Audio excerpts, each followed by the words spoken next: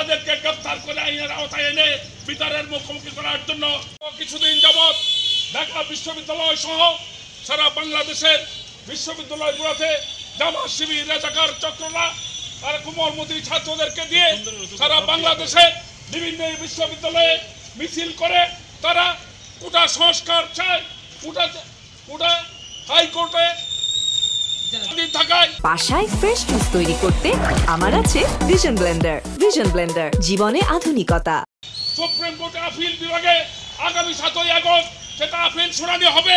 আমরা কোটার বিষয়ে আমরা হাইকোর্ট সুপ্রিম কোর্ট যে রায় দিবে আমরা মাথা পেতে নেব।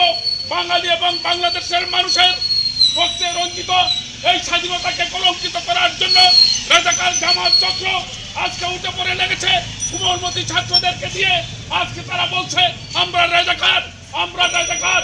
বিশ্ববিদ্যালয়ে ঢাকা বিশ্ববিদ্যালয়ের মতো একটা বিদ্যাপীঠে যেখান থেকে বাংলাদেশের মুক্তি পতাকা উত্তোলিত হয়েছিল মুক্তিযুদ্ধের, সেখানে আজকে দেখা যায় আমরা রাজাকার বলে রাত্রে 1টার সময় মেয়েদেরকে নিয়ে রুকে হলের মেয়েদেরকে নিয়ে হাজার হাজার মেয়েদেরকে নিয়ে তারা স্লোগান দেয়